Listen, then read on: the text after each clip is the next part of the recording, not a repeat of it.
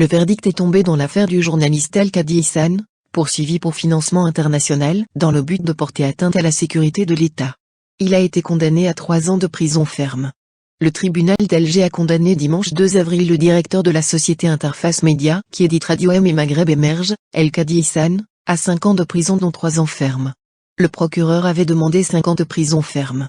Le tribunal a également prononcé la dissolution de la société Interface Média, éditrice des 2 médias dirigés par M. El-Kadi, la confiscation de tous ses biens saisis, et 10 millions de dinars d'amende, plus de 68 000 €, contre son entreprise. La société a été condamnée également à dédommager l'autorité de régulation de l'audiovisuel, ARAV, à hauteur de 1 million de dinars, 6 800 €. À titre personnel, il a été condamné à payer une amende de 700 000 dinars, environ 4 800 €. L'avocat de El-Kadi Ihsan, Moabdel Ghani Badi, a déclaré qu'ils allaient faire appel contre ce jugement.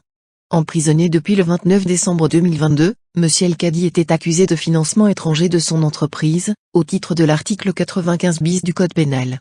Ce texte prévoit une peine de prison de 5 à 7 ans pour quiconque reçoit des fonds, un don ou un avantage, pour accomplir ou inciter à accomplir des actes susceptibles de porter atteinte à la sécurité de l'État, à la stabilité et au fonctionnement normal de ses institutions, à l'unité nationale, à l'intégrité territoriale.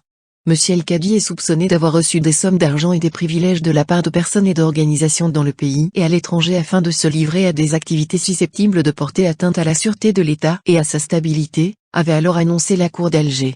L'arrestation de M. El-Kadi a suscité un vaste élan de solidarité tant à l'intérieur du pays qu'à l'extérieur, en particulier au sein de la corporation journalistique.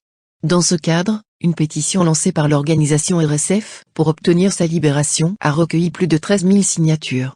Au-delà de la question du financement international, qui fait polémique en Algérie, y compris au sein des milieux médiatiques et associatifs qui défendent les libertés démocratiques, la condamnation d'El-Kadi Ihsan à 3 ans de prison ferme apparaît très lourde au regard des faits incriminés.